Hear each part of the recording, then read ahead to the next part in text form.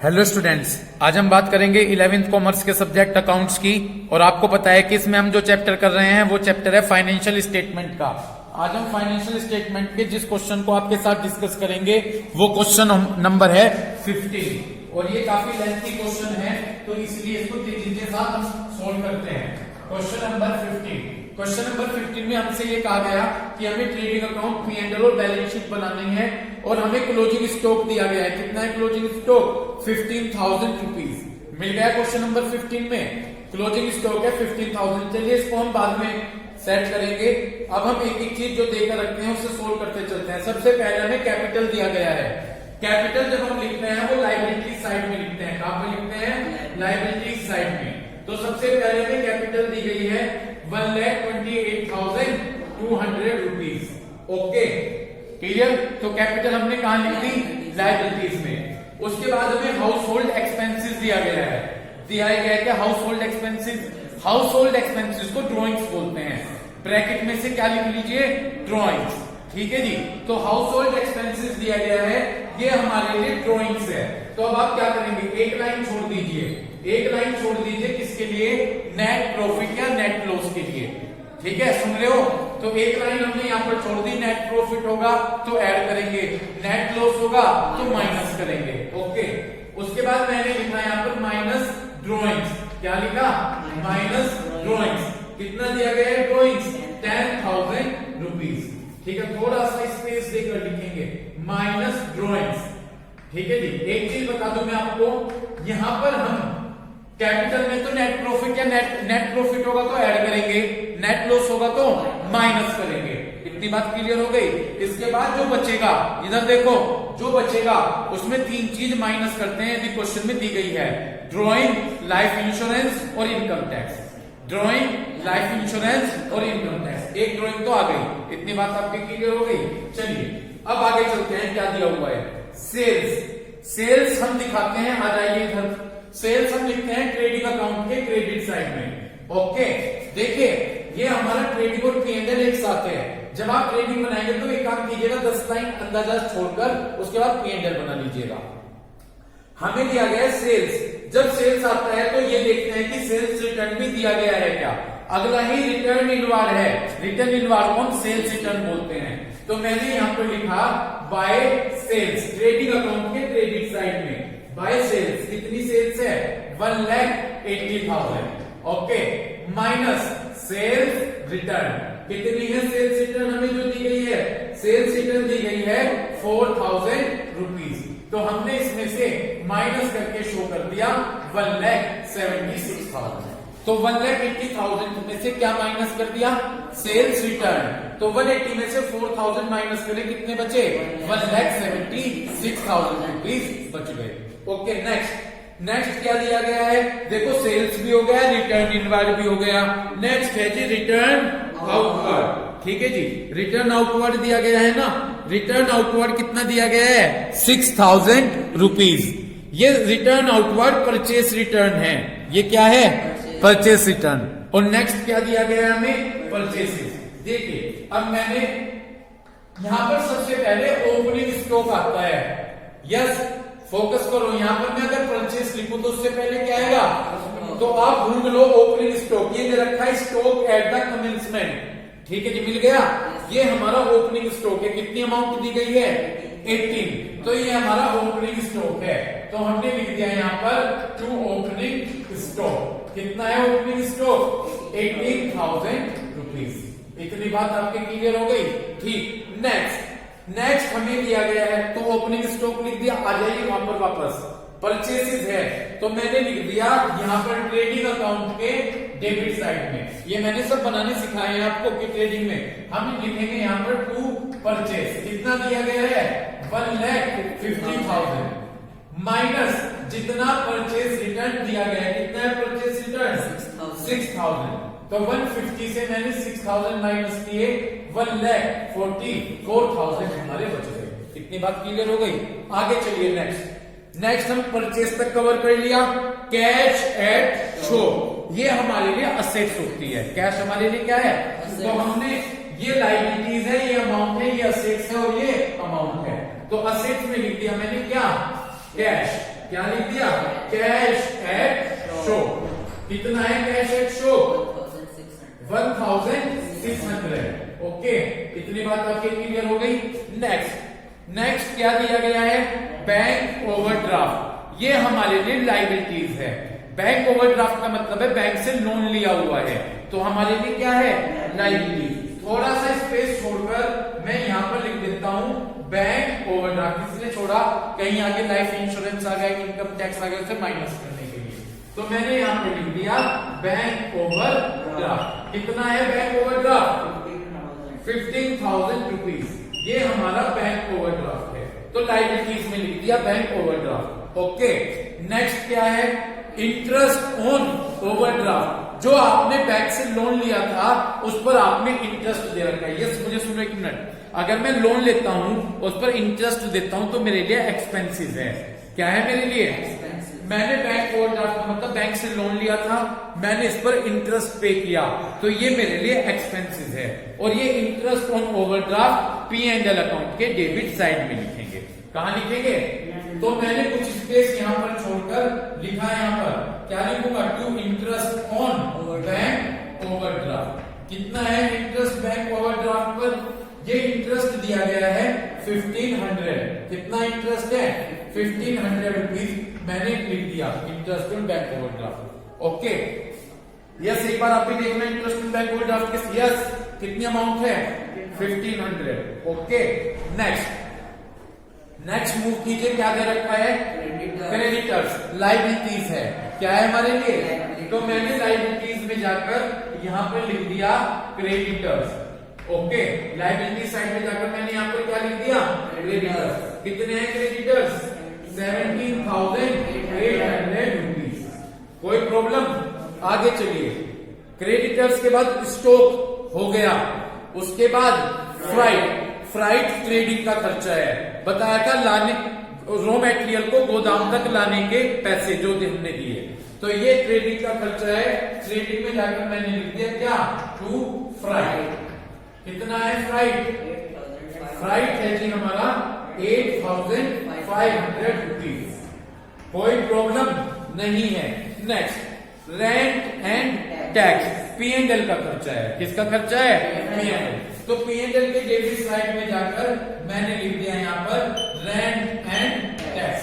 कितना है भाई rent and tax? 7,000 rupees. Okay, next क्या है भाई? डेटर्स हमारे लिए क्या है? असेट्स। डेटर्स हमारे लिए असेट्स हैं, तो असेट्स में जाकर मैंने यहां पर लिख दिया डेटर्स। ओके, कितने हैं डेटर्स हमारे? 32,600 रुपीज। ओके, कितने हैं डेटर्स? 32,600।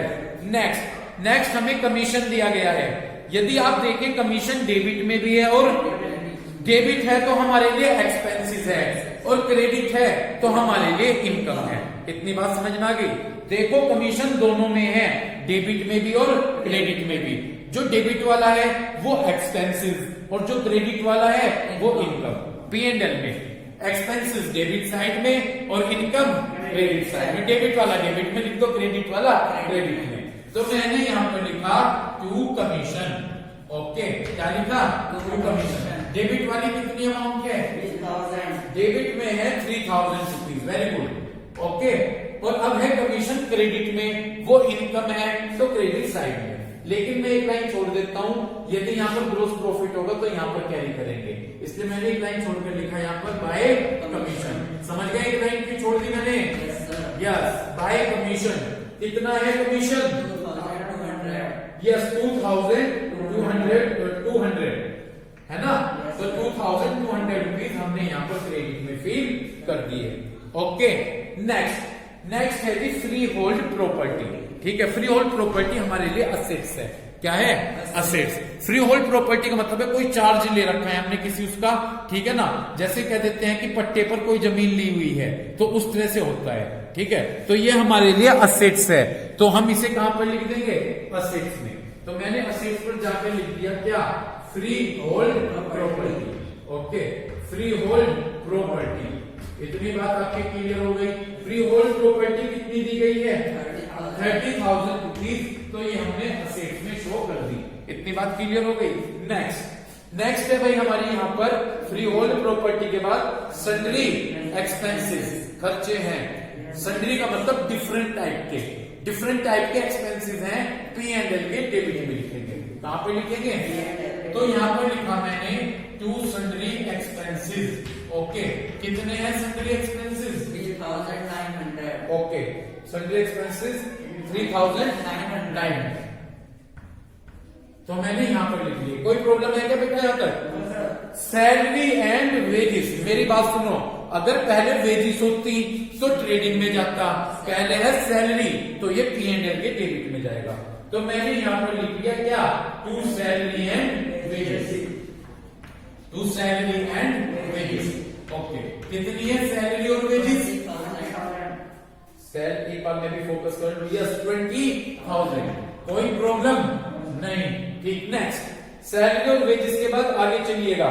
उसके बाद दिया गया लाइफ इंश्योरेंस आ गया, यस, इसलिए मैंने स्पेस छोड़ा था।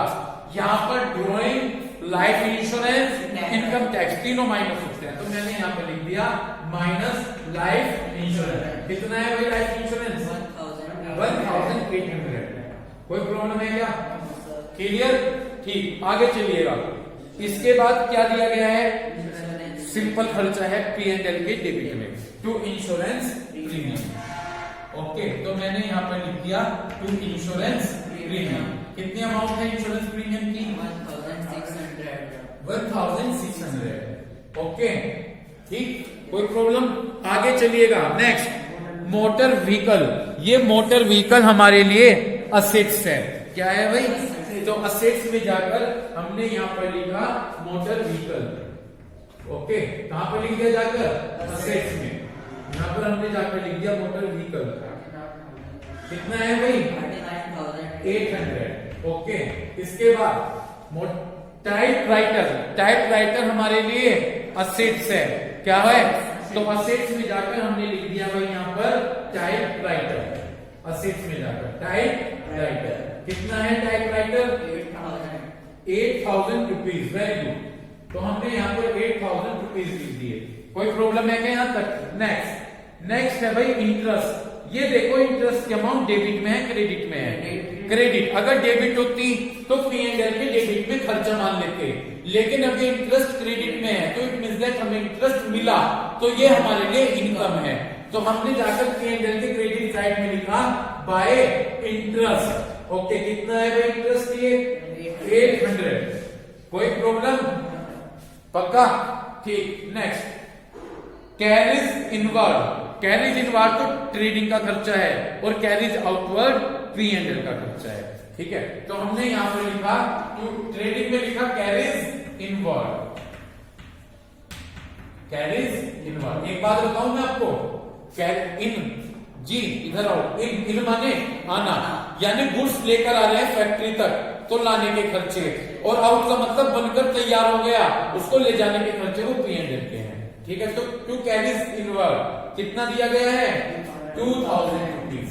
फिर उसके बाद क्या दिया गया? Carriage outward, P and L का खर्चा, तो हमने लिखा टू कैरिज आउटवर्ड। इतनी बात क्लियर हो गई? To carriage outward. कितनी दी गई अमाउंट कैरिज आउटवर्ड की? 800 रुपीज। यहां तक कोई दिक्कत है क्या? ठीक। उसके बाद आगे फोकस करें। पावर दी गई है, ऑडिट फीस दी गई है, और लाइटिंग दी गई है। देखिए पहले मेरी बात सुने। पावर का काम फैक्ट्री में है, लाइट का काम ऑफिस में है। पावर का मतलब बहुत ज्यादा लाइट चाहिए, पावर, ये सब पावर फैक्ट्री में यूज होती है। तुम देखोगे जो फैक्ट्री होती है बहुत हैवी लाइट चाहिए वहां पर, तो पावर तो किससे रिलेटेड है? फैक्ट्री। तो ट्रेडिंग अकाउंट में लिखेंगे। कितना दिया गया है पावर? 2,200। पावर कितनी दी गई है? 2,200। कोई प्रॉब्लम? उसके बाद ऑडिट फी। ऑडिट फी का मतलब अकाउंट चेक कराए आपने अपने, उसके लिए बदले में फीस चार्ज करी, तो ये काम ऑफिस का है। किसका है? तो पी एंड एल में जाकर लिख दीजिए टू ऑडिट फी। ठीक है, यहां पर लिख देता हूं। ठीक है, टू ऑडिट फी। ठीक है जी, कितनी है ऑडिट फी? 1,700। ओके, उसके बाद लाइटिंग ऑफिस से रिलेटेड है, तो हमने यहां पर लिख दिया टू लाइटिंग। ओके, कितनी है लाइटिंग? 2000 रुपीज। ओके, ये सभी ट्रांजैक्शन हो गए। एक ऊपर वाला ट्रांजैक्शन बचता है क्लोजिंग स्टॉक का। किसका बचता है? क्लोजिंग स्टॉक का। मैं आपको फिर एक बात पहले भी बताई थी मैंने पहले क्वेश्चन में, यदि ये क्लोजिंग स्टॉक इस ट्रायल बैलेंस में होता, इस तो केवल एक जगह आता उस असेट्स में। यदि ये क्लोजिंग स्टॉक इसमें होता ट्रायल बैलेंस में, तो कहां पर लिखते हैं? असेट्स में। लेकिन ये यदि इस ट्रायल बैलेंस के बाहर हो, यहां पर हो या नीचे हो, तो ये दो जगह पर आएगा। एक यहां पर आएगा ट्रेडिंग अकाउंट में और एक यहां पर आएगा, समझे? तो यदि एक क्लोजिंग स्टॉक इस टेबल में होता तो असेट्स, और यदि बाहर है तो ट्रेडिंग अकाउंट में और असेट्स में। इतनी बात क्लियर हो गई? ठीक है, देखिएगा अब ये बाहर है तो दोनों तरफ आ जाएगा। यहां पर लिखा मैंने क्या? बाय क्लोजिंग स्टॉक लिख लिया। कितना दिया गया है क्लोजिंग स्टॉक? क्लोजिंग स्टॉक दिया गया है जी 15,000 रुपीज। और दूसरा कहां पर आएगा? असेट्स में। यहां पर लिख लिया मैंने क्लोजिंग स्टॉक, ये दिया गया है यहां पर क्लोजिंग स्टॉक कितना? 15,000 रुपीज। इतनी बात आपके क्लियर हो गई? तो ये मैंने दोनों जगह पर शो कर दिया, ट्रेडिंग अकाउंट में भी और असेट्स में भी। तो इस तरह से हमने सभी ट्रांजैक्शंस लिख लिए, और सभी ट्रांजैक्शंस लिखने के बाद अब हम क्या करेंगे? टोटल करेंगे। ठीक है भाई, देखो ये मेरा ट्रेडिंग अकाउंट है, ये P&L अकाउंट है। ट्रेडिंग अकाउंट से मुझे पता चलता है कि ग्रोस प्रॉफिट हुआ या ग्रोस लॉस हुआ। सपोज कीजिए यदि क्रेडिट साइड का टोटल ज्यादा है तो यहाँ पर ग्रोस प्रॉफिट बचेगा, और यदि डेबिट साइड का टोटल ज्यादा है तो ग्रोस लॉस बचेगा। ओके, मैंने आंसर से देखा इसमें ग्रोस प्रॉफिट बताया गया, यानी इट मींस दैट यहाँ पर इसमें क्रेडिट साइड का टोटल एक्सीड होगा। तो मैंने यहाँ पर लिखना छोड़ लिया to gross profit carried down. Okay, total लगाया 176 में 15 ऐड किए तो 1,91,000 आ गए।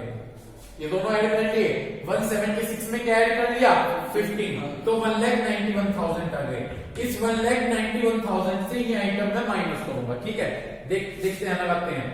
144 और 18 162, 170, 170, 172, 74, 174, 1,17,700 बचे। ठीक है, ये तो है 1,91,000। ओके, कितना है जी? 1,91,000।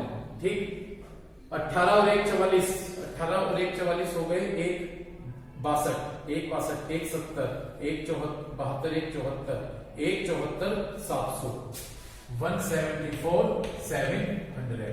ओके, तो ये बचेगा 003, 003, यहाँ 0 बच गए 6 और 8 में से 7 गए, 16,300 रुपीज।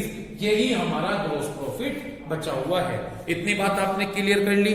तो सबसे पहले आपने ट्रेडिंग अकाउंट से क्या जाना कि हमें ग्रोस प्रॉफिट हुआ है या ग्रोस लॉस। इसके लिए आपने क्या किया? क्रेडिट साइड का टोटल लगाया। जब आपने क्रेडिट साइड का टोटल लगाया तो ये आया 1,91,000। ठीक, दोनों तरफ ये लिख लिया क्योंकि इधर का टोटल ज्यादा है। 1,91,000 से आपने ये और ये सभी अमाउंट माइनस कर दी। कितना बचा? 16,300। तो ये हमारा ग्रोस प्रॉफिट बच गया। तो ग्रोस प्रॉफिट कब बचेगा? जब इधर का टोटल एक्सेस होगा क्रेडिट साइड का। अब इस ग्रोस प्रॉफिट को हम इधर, ये P&L अकाउंट है, इसमें आगे लेकर आएंगे। तो by gross profit brought down. Okay, ये हम लेकर आए 16,300 रुपीज। ले आया कि 16,300 रुपीज। यदि आप आंसर में देखें तो नेट लॉस बचा हुआ है। नेट लॉस कब बचेगा? जब डेबिट साइड का टोटल एक्सेस होगा। चलिए डेबिट साइड का टोटल करते हैं। 8,500, 11,500, 12,400, 15,400, 35,400, 35,400, 37,800, 37,800, 37,800 में हमने जोड़ दिया 3700। ठीक है, तो ये आया हमारा 41,500। कितना आया जी?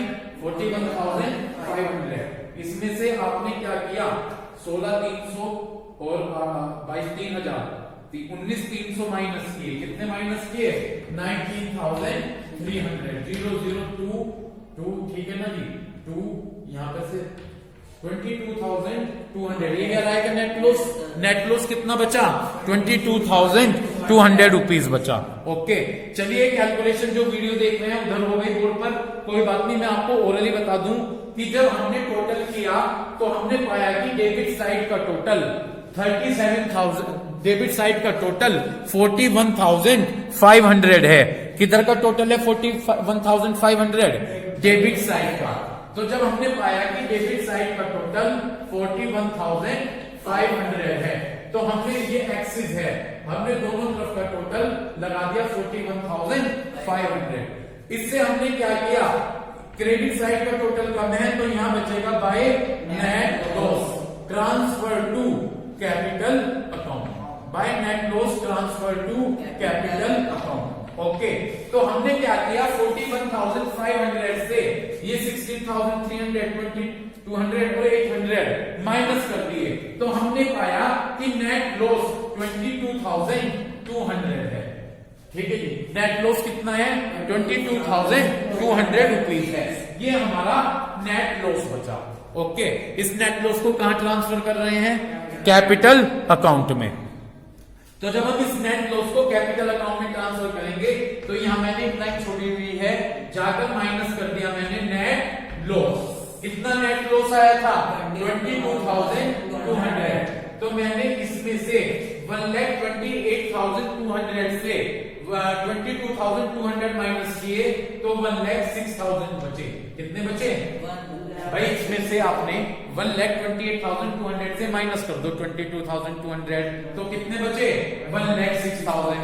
इस 1,06,000 से 10,000 ड्रॉइंग के माइनस कीजिए तो 96,000 आए। कितने आए? और 96,000 से 1,800 लाइफ इंश्योरेंस के माइनस कीजिए तो 94,200 आए। ओके, 32 और 8 ये हो गए हमारे। एक मिनट मुझे कैलकुलेशन करने दीजिए। 32 हो गए 34 जब हमने 34 माइनस किए, ठीक है जी, ठीक है, तो यही आया। एक बार दोबारा से देख लीजिएगा, 1,28,200 से 22,200 गए तो कितने बच गए? 1,06,000। 1,06,000 से कितने गए? 10,000 तो 96,000। ओके, और इसमें से 94,200 बच गए। ओके, बस अब हमने क्या करना है? अब हमने बैलेंस शीट का टोटल करना है। यदि बैलेंस शीट का लायबिलिटीज और असेट्स का टोटल इक्वल आ जाता है तो ये होगा कि हमारा क्वेश्चन बिल्कुल सही है। ओके, तो हम दोनों तरफ का टोटल करेंगे। जब हम दोनों तरफ का टोटल करेंगे तो 94 और 17, ठीक है जी, 1,12,000 में 15,000 ऐड करें तो 1,27,000 आ गए। तो 1,27,000 हमने उधर का भी लिखा। हमने टोटल किया 32,600 में 1,600 प्लस कर दिए, 30,000, 39,000 ये सब प्लस कर दिए तो उधर का भी टोटल 1,27,000 रुपीज आएगा। तो यदि बैलेंस शीट का असेट साइड का टोटल लायबिलिटी साइड के इक्वल आ रहा है तो हम सोचेंगे कि हमारा क्वेश्चन बिल्कुल सही है। लेकिन यदि टोटल में डिफरेंस आ रहा है तो आपको चेक करने की जरूरत है कि कहीं ना कहीं आपकी कोई मिस्टेक है। ठीक है, इसके बाद अगला क्वेश्चन आइए 16 क्वेश्चन। देखो थोड़ा सा देख लो, 16 क्वेश्चन आपके लिए होमवर्क है। ठीक है जी, इस क्वेश्चन में कहा गया है कि अखिलेश्वर सिंह के आपको लेजर का बैलेंस दिया गया है, इससे आपको ट्रेडिंग और P&L बनाना है। स्टॉक दे रखा है, ओपनिंग क्लोजिंग स्टॉक दे रखा है, परचेज सेल दे रखी है, रिटर्न में दोनों है, परचेज रिटर्न और कमीशन ऑन परचेज दिया है। कमीशन ऑन परचेज ये आपका, ठीक है, कमीशन ऑन परचेज दिया है। ठीक है, इसके बाद फ्राइट एंड कैरीज दिया गया है, उसके बाद वेजेस सैलरी दी गई है, फायर इंश्योरेंस प्रीमियम दिया गया है। ठीक, ये बिजनेस प्रीमिसिस को बिल्डिंग कहते हैं, असेट्स दी गई है, डेटर्स है, क्रेडिटर्स है, गुडविल है, पेटेंट्स है, कोल गैस एंड पावर है, printing stationery, postage, travelling expenses, drawing, depreciation, journal expenses, capital investment. ठीक है जी, उसके बाद क्या दिया गया है? Interest on cash in hand, bankers account, commission, loan on mortgage, interest on loan, bills payable, BR। ठीक है जी, income tax, horse and cards, ये आपके लिए असेट्स है, हॉर्स एंड कार्ड्स, और डिस्काउंट ऑन परचेज। ये डिफरेंट आइटम्स आपको दिए गए हैं, इनसे आपको कहा गया कि आपको ट्रेडिंग और P&L अकाउंट और बैलेंस शीट बनाना है। तो इस तरह से हमारा फाइनेंशियल स्टेटमेंट चैप्टर खत्म हुआ, जिसमें आज हमने 14 और 15 क्वेश्चन सोल्व किए और 16 क्वेश्चन आपको करने को दिया। तो उम्मीद करता हूं इस वीडियो को देखकर आप इस क्वेश्चन को अच्छे से क्लियर करेंगे। Thank you.